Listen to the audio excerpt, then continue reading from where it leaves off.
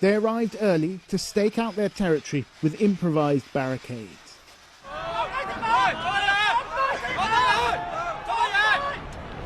By mid-morning, their numbers were swelling. Well, they're bringing up reinforcements and supplies up to where the police line is, just over there.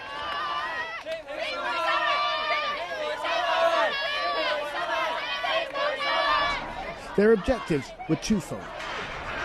First, to keep lawmakers out of the Legislative Council building to prevent the passage of the controversial extradition bill.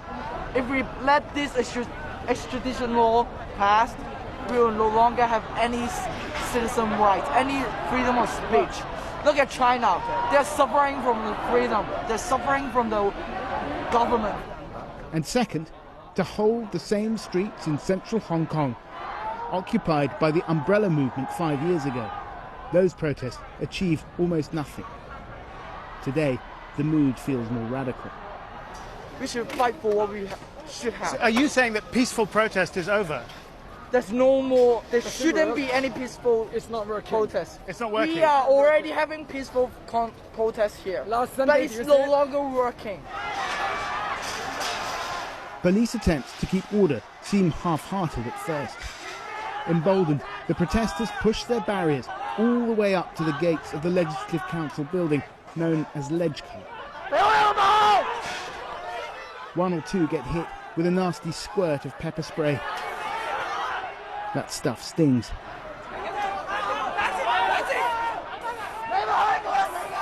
But it's not going to deter these people. By midday, a massive crowd has effectively occupied the streets. The protesters had succeeded in keeping most of the legislators out of Legco.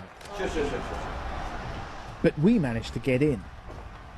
In an upper corridor, we met Charles Mock, who supports the protesters. Down on the streets, meanwhile, it looked like it was suddenly kicking off.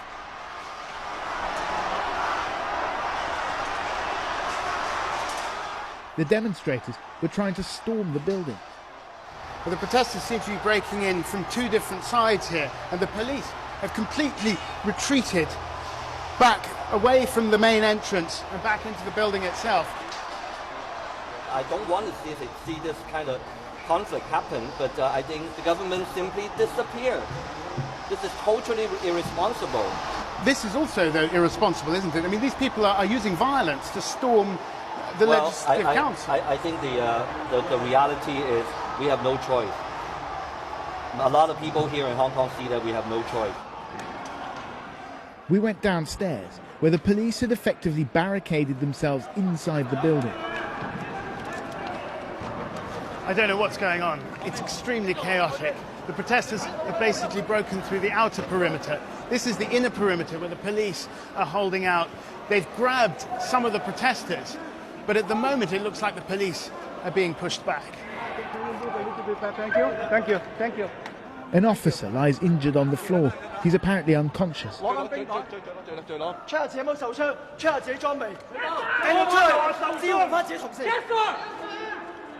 And if being charged by protesters wasn't enough, the police now incur the wrath of the legislators.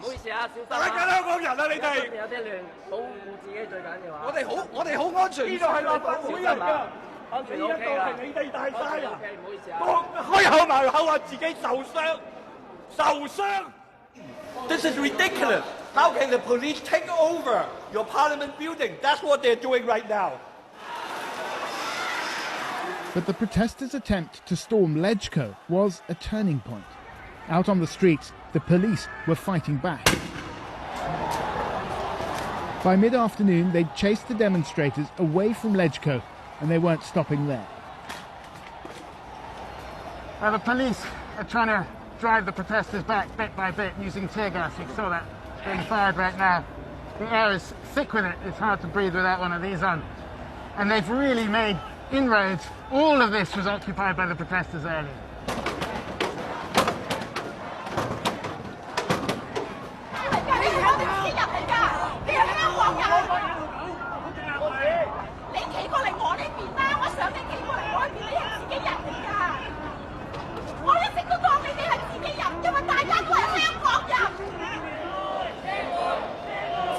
ago, umbrellas were a symbol of hope here. They occupied this place for nearly 3 months and nothing changed. So now the umbrellas have become a symbol of defiance and of physical defence against the tear gas from the police. The protesters' attempt to occupy central Hong Kong was ending in retreat. The last time this happened, they were here for nearly 3 months. The police are clearly determined not to allow that to happen again.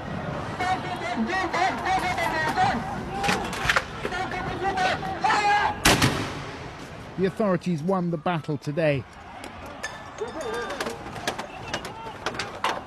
But these images will do little to calm fears that Hong Kong is starting to look increasingly like mainland China. Remarkable scenes. Well, Gabriel joins us now from Hong Kong. Gabriel, where does this protest go from here then? Well, Mark, the street that you see behind me just a few hours ago was a sea of protesters. And now, as you can see, there's just a few cleaners tidying up, clearing up the helmets, the gas masks, the umbrellas, and a few odd policemen. So what a turnaround and what a difference from 5 years ago when the umbrella protesters occupied this for 79 days straight. Clearly, the police weren't going to allow that to happen. But the fact that the protesters aren't here right now does not mean that they've gone away. These people, many of them very young, lots of them school children. What we found, and you saw in that piece, was anger. People are angry and worried about where this city is going. And I don't think that anger is going to go away. I think we are likely to see more protests, and probably quite soon. Now, in terms of the bill, that's a different question. The protesters did manage to get the reading cancelled today, so it didn't go through. But the authorities here are going to press ahead with it. They say they're determined to, and they'll probably pass the law by the end of the month. Now, to be fair to them, they say there are safeguards in place, that the Hong Kong chief executive has to approve any extraditions. It has to go through the Hong Kong legal process.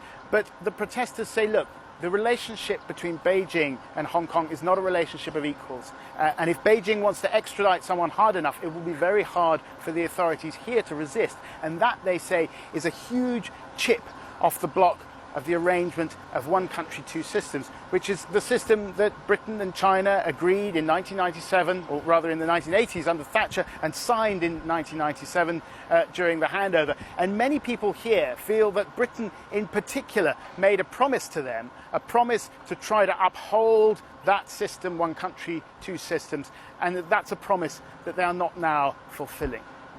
Gabriel, thank you. Well, we're joined now by Ambassador Liu Xiaoming, who's been Chinese ambassador to the UK since 2009, quite a period. Ambassador, let's start off with the joint declaration, that treaty between the two countries. Is China still committed to upholding it? We are upholding the principle of one country, two systems.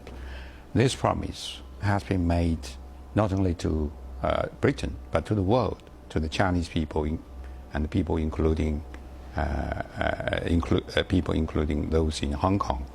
The joint declaration has completed its mission after Hong Kong handover, and now I think the one country, two systems has been successful in Hong Kong. You say it's completed its mission, and I want to put to you something your foreign ministry spokesman, Liu Kang, said 2 years ago this summer, pretty much this time.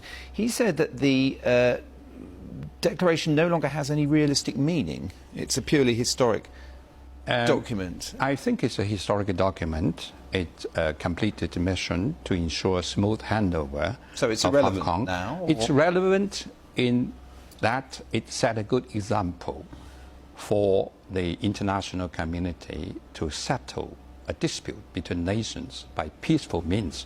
So it is still a shining, successful example for people to follow. But that declaration gives the British government no sovereignty, no right, no any legitimacy to interfere into the internal affairs of Hong Kong. Well, Hong Kong no now is a part sovereignty, of- that's clear. That's what ended in 1997. Yes. But still an interest and a feeling on the part of hundreds of thousands of people in Hong Kong that Britain has a duty to protect their rights under the terms of that promise? The British government have a duty to protect your own citizens, but not the people of Hong Kong. The citizens of Hong Kong people, they are part of China now, Hong Kong, and according to basic law, Hong Kong people will run their own affairs, and they are entitled to implement their social system different from the mainland. But it has nothing to do with the British government. But I'm sure you can see, putting the British government to one side now, just the feelings of the people in Hong Kong. Hundreds of thousands, some people say 10% of the entire population have come out on the streets. A nerve has been touched that Beijing is not respecting their right to a separate system, a separate judicial system. That's not correct. I think the whole story has been distorted. This case is about to rectify the deficiencies, plug the loopholes of the existing legal system. Who's distorting this, do you think? The media. In Hong Kong? I saw... No, including BBC, I think. You portrayed the story as the Hong Kong government made this amendment and the instruction of the Beijing government. As a matter of fact, Beijing, the central government gave no instruction, no order about the making amendment. This amendment was initiated by the Hong Kong government. It's prompted by a murder case happened in Taiwan. And this would you advise the Hong Kong government then to drop it? Given how controversial. Controversial. Why should we ask them to drop? Because you can see what people, even legislators there. One man said, "You're beating the people out of Hong Kong," to the police. That's the scenes we're seeing in the territory now as a result of this attempt to change the law. But you have to remember, at the very beginning, it has been peaceful demonstration, but it became ugly afterwards. Policeman was beaten. And the police have to defend themselves. They have to put an order in place. So you can't blame policemen. I think that also always the forces inside, outside Hong Kong try to take advantage of things to stir up trouble. Let me come back to this. But this is a domestic grassroots movement of people in Hong Kong. But you only, it had been exaggerated to 1 million. As a matter of fact, according to police account, it's about 200,000 people. But you ignore 800,000 people who sign up to support the amendment. This silent majority has not been fully reported in this country by the BBC.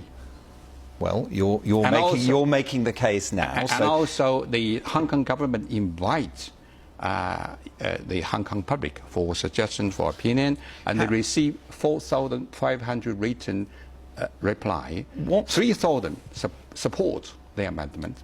Only 1,500 oppose amendment. What effect? Sorry, but I would just want to move on to one or two other issues. What effect do you think it has on people in Hong Kong when they see treatment of Uyghurs, for example, in the eastern region of Xinjiang?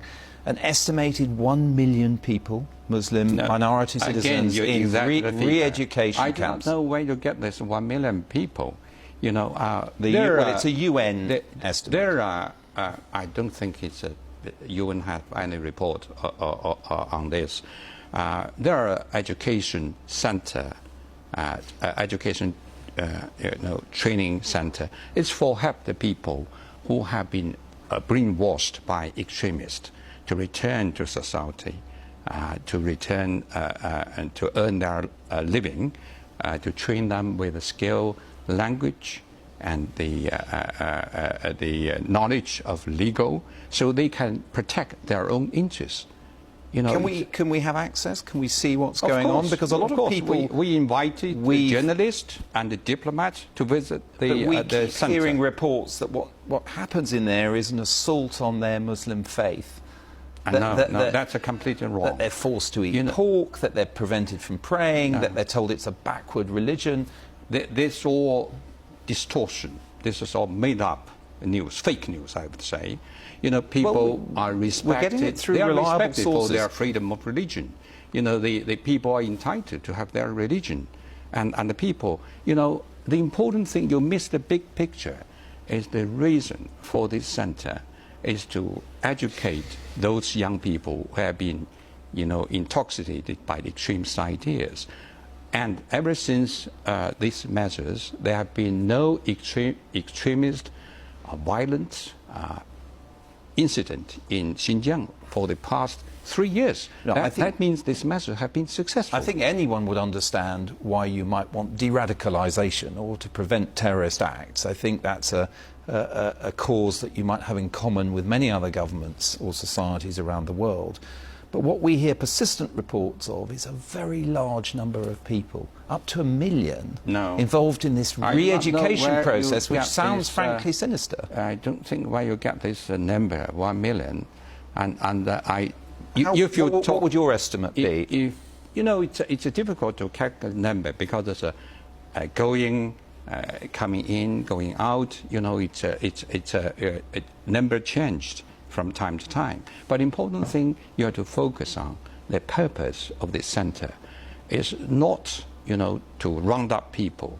The purpose is to help these young people to have a better life after, education and training. And you're saying that the purpose is not to eradicate Islam as a religion among those people, that is not the aim of this exercise? No, not at all. Huawei. It's a big subject, and I'm sure for you, in your post in London, it's something you care a lot about. The British government has been in a position where it seemed to make an interim decision on advice to use some elements of Huawei's technology in its 5G network. Now, as you know, quite a bit of pressure from the United States not to do so at all. Will there be consequences, do you think, from a Chinese point of view, if Britain decides not to use it at all? First of all, I would say Huawei is a good company, is a leader in 5G. They are here for win-win cooperation with the British counterparts, and they contribute tremendously, not only to telecom industry in this country.